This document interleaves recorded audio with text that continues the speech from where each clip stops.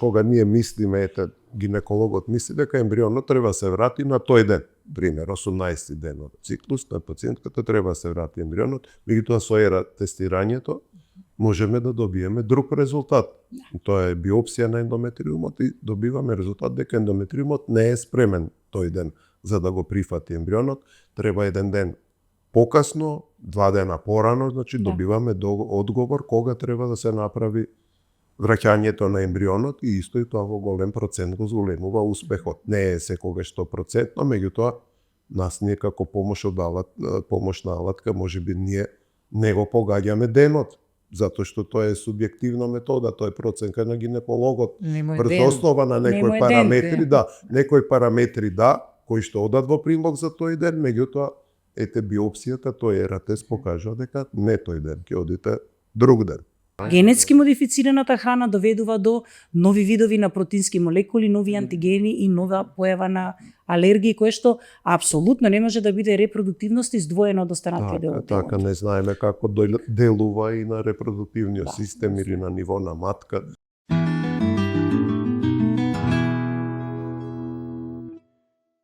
Необјаснивоста, немокта да се одгатнат многу природни феномени, само се потифи мотивација на научниците и на уметниците да истражуваат. Ако едно уметничко дело е таинствено, како Мона Лиза на Леонардо да Винчи, тоа е само потик да се одгатне што е позади насмевката. Но кога неостварливоста при инфертилитетот е тема на еден пар кој сака да забремени, тогаш секако докторите имаат една одговорна задача да влезат во процесот и да ги објаснат, да ги одетат необјаснивите нешта за неможноста да се забремени кога се нема никаква научна ниту медицинска причина. Конкретно за оваа тема со доктор Хаджи Лега и доктор Татјана Гуржанова. Значи, докторе, темата е навистина суштинска, затоа што многу брачни партнери се совршени, се идеално ке едниот и ке другиот, меѓутоа не може нешто се вели народски да се фати, па тоа ти е. Така, како што најавивте и вие, и самиот стерилитет и самата бременост представуваат една вечна тема и секојаш предизвикуваат големо внимание и интерес и кај нас лекарите и кај општата популација. Што се однесува до самата неплодност, дел од причините за неплодност во голем процент се веќе истражени, ги знаеме причините за дел, знаеме одговорот за дел, се уште немаме одговор и за жал некаде околу 10% од вкупниот број на стерилитети, вкупниот број на брачни парови кои што не можат да зачнат да добијат, да стигнат до бременост, 10% од нив се необјаснети во таа група, како што вие и најавивте, и се уште немаме одговор во тие 10% зошто не доаѓа до бременост, а двајцата партнери се уредни. Сите испитувања кои што не стојат на располагање и кај жената и кај мажот се уредни. Поаѓајќи од хормоналниот статус на жената, морфолошки карактеристики на матка, на јајници, кај сопругот спермограмот е уреден, меѓутоа како што рековте и вие, од необјаснети причини не доаѓа до бременост. Кај нас третманите за тие необјаснети стерилитети, како и за секој стерилитет, до 1 година се чека, доколку не дојде до забременување, тогаш ги почнуваме тие испитувања и како што реков, 10% од тие стерилитети се необјаснети кога и двајцата ни се уредни партнери. Како што се развива науката, одиме се подлабоко и подлабоко во испитувањата на тие причини. Дел од тие причини полека почнуваме да ги откриваме. Еден дел се должат на имунологијата, друг дел се должат на генетиката, пошто ние не знаеме што носиме, дали мажот или жената, не секој само жената да обвинуваме дека е крива што не останува трудна. Носиме некој наследство од нашите предци кој што може да биде причина за неостанување трудна, смисла на генетски заболувања и икс други причини, метаболни процеси, односно некои дефекти во метаболизмот кои што не ги имаме детектирано навидум, све сме во ред, се ни окей, меѓутоа не знаеме што носиме. Како можам да кажам дека имунологијата како гранка од медицината, сега полека почнува да навлегува и во тој дел на стерилитетите, и еден дел од тие необјаснети стерилитети ги толкуваме како имунолошки проблем, народски кажано за аудиториумот кој што не гледа и не слуша. На ниво на самата сузокожа на матката се ствараат клетки и антитела кои што делуваат на ембрионот и ја спречуваат неговата имплантација во матката. Буквално кажано, ги напаѓаат тие клетки, ги оштетуваат и ембрионот кој што пристига во матката негде околу 7-миот ден од оплодувањето на едната клетка, не може да се зачне баш да се закачи за матката баш заради тие имунолошки причини. Како нека аутоимун гад, како нека Исто, да, на... и така и се толкува несака. и во склоп на тие испитувања да се прават и автоимуни испитувања, па кај дел од жените ќе откриеме дека она, да речеме, има некој автоимуно заболување кој што исто така делува на тој ендометриум и го спречува имплантацијата на ембрионот. Доктор Гужанова, некош се случува ли не мора да брачни парите, партнерите кои очено се обидуваат со години да добијат дете, а некомпатибилни сте, да им се каже на психичка база, на нервна база, едноставно меѓу вас нема трпение. Дали би се случило некош така да дојде да ви кажат, еве нас ни кажува дека ние не можеме од психолошки аспект? Стресот е огромен фактор кој што негативно контрибуира во имплантацијата, односно во забременувањето. Има улога. Многу пати и тогаш и тоа сме имале прилика да видиме кога ќе се ослобода дека не може по природен пат, не може со инсеминација, ќе одиме со инвитро и доваѓа до ослободување на тоа дека веќе ќе најдеме нешто поконкретно со поконкретни резултати за да да оствариме бременост и жената станува трудна. Да. Значи или се релаксира дете или ќе посвои дете и после тоа. Да. Значи тоа е неуроендокрин имунолошки систем во телото, кој што ние сега со денешната наука веќе го распознаваме дека е тоа еден систем. Значи неуроендокрин имунолошки. Неуромодулаторите што се развиваат во мозокот под дејство на стрес влијаат на хормоните. Се од мозокот, доктор. Се од мозокот, буквално се од мозокот, а мозокот има директна, веќе добро позната линија која што е врзано со јајниците. А исто така многу добро позната преку модулатори влијае и целиот ендокрин систем се регулира во мозокот. Значи сите регулаторни центри на ендокриниот систем се наоѓаат во мозокот. Диригентот. Да, а ендокриниот систем па делува на имуниот систем. Значи директно поврзани. И затоа се вели неуроендокрино имун систем. И можеби некогаш и стресот, и тоа хроничен стрес најмногу, да е дел од тоа непознато потегло и причина. Но повеќе сега сме фокусирани заради тоа што веќе генетиката е доста напредната и имунологијата исто така.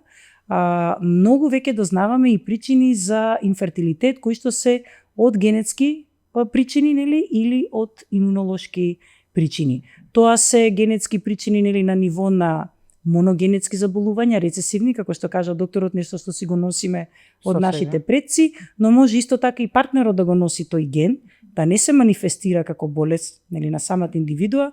Индивидуата е здрава, но е носител на генот и партнерот е носител на генот. И заради тоа се некомпатибилни. Односно, заедно, кога се создава ембрион кој што ги носи двата гена за таа болест, едноставно матката е многу интелигентен орган, го препознава ембрионот дека не е генетски добар и не му дозволува да се имплантира. Заради тоа што селекцијата се случува уште на ниво на јајна клетка и сперматозоид, а не па на ниво на ембрион и на ниво на матка. Значи едноставно не дозволува таков ембрион да се имплантира. Значи некаде се смета денеска дека дури 70% од неуспешните инвитра е токму поради генетски неадекватен ембрион за живот, односно некомпатибилен ембрион за живот. ДНК-та е многу сурова со нас. И ДНК-та знае, си има своја интелигенција, тоа е чиста информација, тоа е многу посупериорна отколку бинарниот код, ова е код со 4 ваково, како да ја наречам, не бинарно, туку со 4 бројки. Со 4 бројки, да, тоа е значи совршено кодирање. Кватро стаџон. Да. Токму така. И така да ние се уште загребуваме во генетиката. Уште е таинствено, Уште уште е сме космос, далеку од тоа. уште сме далеку. Уште да, Може тоа би е со еден- вештачкава интелигенција нешто ќе се промени. Веројатно да се надеваме дека во таа насока Се ќе отиде напредува. вештачката интелигенција, не да отиде во насока на нешто друго. На нешто негативно. Еве докторе ќе се констатира дека парот е некомпатибилен. Што понатаму? Така. Сега имаме методи, значи се прави проценка и се гледа на кое ниво е таа инкомпатибилност. Да речеме, може да имаме, еве кај машкиот фактор, да речеме, можеме да одредуваме и антиспермални антитела. Може да биде на ниво на самото оплодување, да сперматозоидот да не може да ја оплоди јајната клетка баш ради постоењето на тие антитела кои што го спречуваат самото оплодување. Тоа има интелигенција, вика, што ќе се мачам сега Да да не се пробивам која мачи, таа ќе ме одбие. Да, баш така. Генетиката оди исто и имунологијата многу напред. Дел од проблемите се лоцирани, меѓутоа се уште е многу рано да кажеме дека причината е тоа или уште не ги знаеме референтните вредности на тие клетки кои што се ги има и нормално на ниво на ендометриумот, меѓутоа не знаеме која концентрација е нормална за да дојде до забременување или која концентрација е поголема или помала и смета на забременување. Уште се во зачеток тие испитувања, меѓутоа се надеваме дека за скоро време ќе имаме и одговор на тоа прашање, па дел од тие необјаснети стерилитети ќе ги решиме со наоѓањето на решение за таа проблематика. Се уште е енигма и се уште И се уште ќе остане. Јас секогаш викам дека еден дел мислам дека за секогаш ќе остане не одреден и нема да имаме одговор, како што и сега имаме ете. Гинекологијата е буквално На вистина, посебно овој дел е ембриологијата и стерилитетите е на вистина и некој работи некогаш кога најмалку очекувате ќе дојде до бременост и кога најмногу се надевате ќе нема да дојдете до успех и немате одговор и тоа мислам дека ќе остане уште долго време неодгатнато. Немаме одговор нели зошто нели како космосот е бескраен или мора некаде да има крај, така и ова е бескрајна. И секогаш нели во космосот се откриваат се нови работи, нови планети, нови подрачја, црни дупки. Нема никогаш да не се открие тајната на создавање на живот. Не само на човекот, едноставно на животот воопшто, заради тоа што според мене тоа е најкомплицираниот процес во космосот, во овој бескрајен универзум. Границите на универзумот ќе ги дознаеме кога тогаш, но комплетно како се создава животот и зошто се создава животот нема да ги дознаеме затоа што веројатно заради тоа што не сме богови. И фала му на Бога што не сме богови. И ако некој би сакал тоа е навистина една голема тежина и одговорност на едно интелигентно битие да е одговорен за создавање на друго интелигентно битие. Тоа е, мислам, според мене, нели, како викаат, Господ бил ембриолог, односно Господ е ембриолог, но тој е најдобриот ембриолог.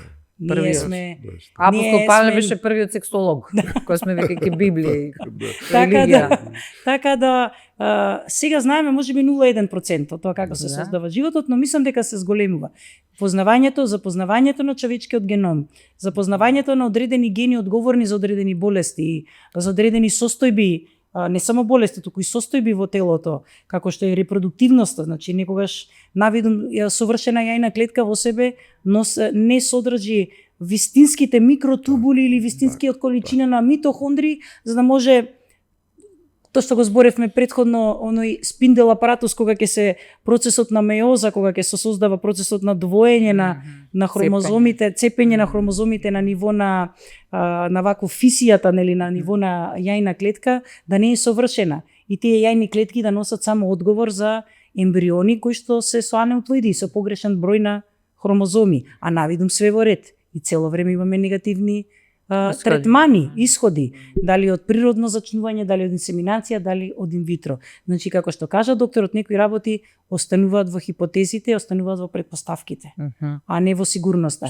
Веќе, доста ние имаме диагностички веќе методи за откривање во сферата на непознатото. Или во она што досега било непознато, каде што се делеле на груби поделби причини за инфертилитет и во оние 10% веќе знаеме, откриваме кога имаме зголемен број на НК клетки, кои што не треба да бидат во зголемен број, кога имаме некакви варијации во кариотипот, значи кој што веќе станува основно испитување, нормални и треба варијации да се прави, да. и треба да се прави нормални варијации на кариотипот, но сепак предизвик за репродуктивноста. Сега веќе доваѓаат и нови генетски испитувања кои што ќе откриваат носителство на некои моногенетски заболувања, и ако двајцата партнери се носители, ете го имаме одговорот зашто тоа се случува, зашто не доаѓа до создавање на живот. Значи веќе од генетските диагностички процедури, од имунолошките диагностички процедури ние имаме одговор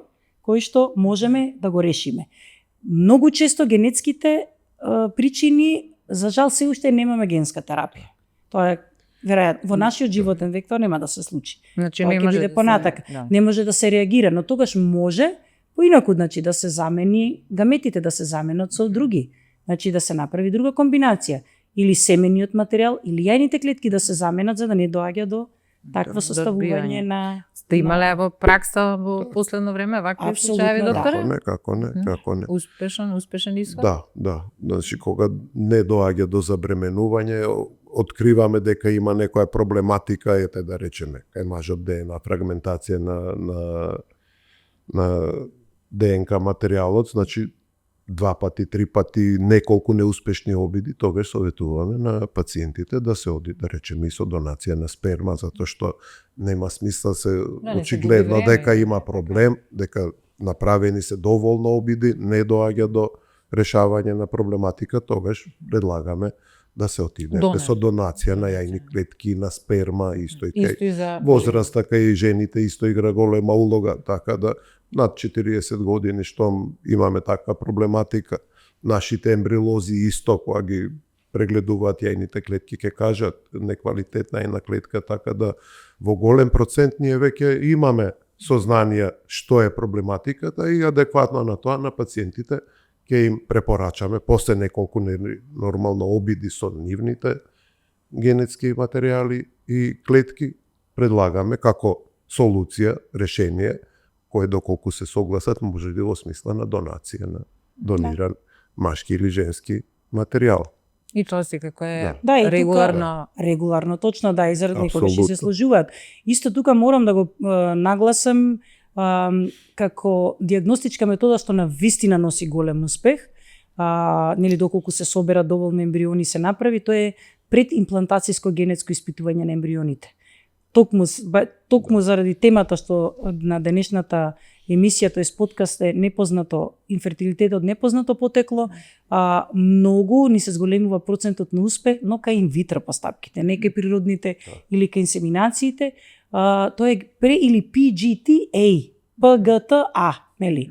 Предимплантацијско генетско тестирање за анеуплоиди, нели? Дали затоа што е под контрола, затоа што не е ништо спонтано. Или доколку најдеме, например, и некој ген, носителство на нека одредено рецесивно заболување и кај двајцата партнери, тогаш имаме и моногенетско, значи, заболување на ембрионите покрај овие анеуплоиди, нели? Тоа е анеуплоидија, значи неправилен број на хромозоми на ембрионот, туку и покрај бројот на хромозоми се испитува дали тој ембрион е носител, односно двата гена му се носители на таа болест.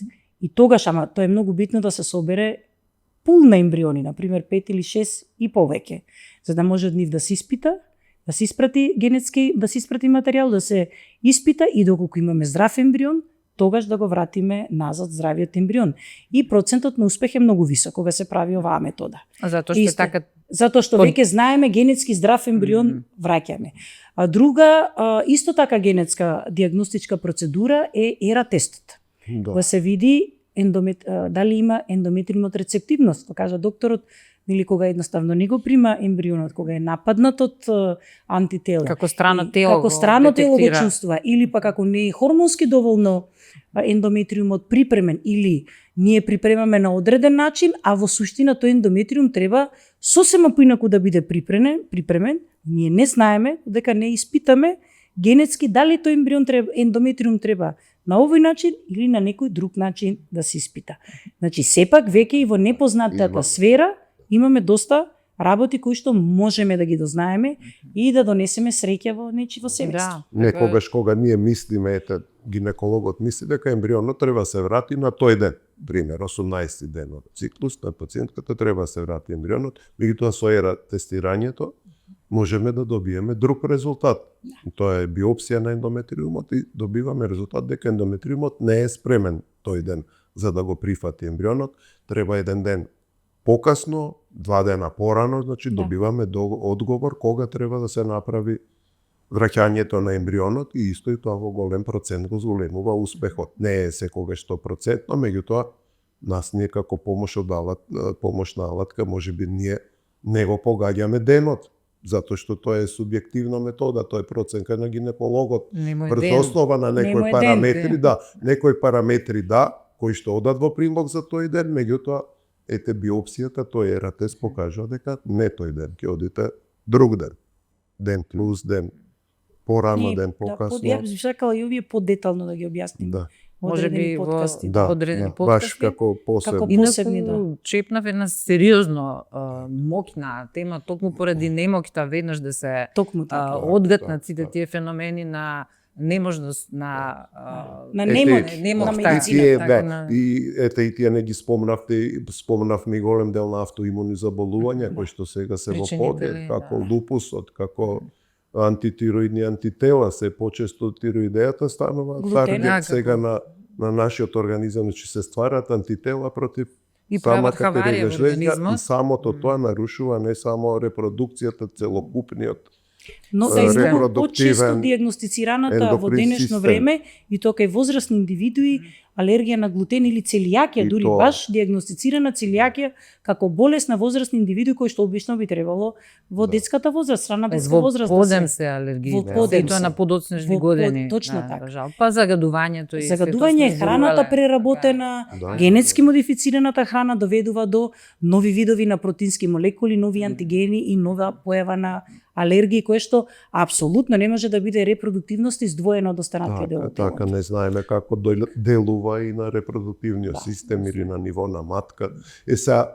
Кратко само ќе спомнеме во насока на решавање на овие проблематики, па се науката оди уште понатаму, па вештачка матка исто е веќе доктора ќе почне се вештачка. Не, веќе ние сакам да кажам и тоа е веќе еден дел од решението, ако не доаѓа до забременување, веќе пробаме и на овој начин да видиме, можеби тој ембрион од тие 20 родители па ќе се имплантира во услови кои што ги ствараме ние во посебни услови, нека и самата мајка. Па ќе се отворат можности и мажите да забременуваат со вештачки матки. Уште една емисија на оваа тема, складно со науката, а вие пред да се грижите зашто немате бујна коса или сини очи, подобро размислите какви ви се хормоните и хромозомите, затоа што се зависи од нив, и пред да се препуштите на се во Божи раце, дојдете во Newborn Clinic да ги видите раците на овие доктори што се може да направат за ваше добро, а и за добро на целиот свет. Останете во добро здравје.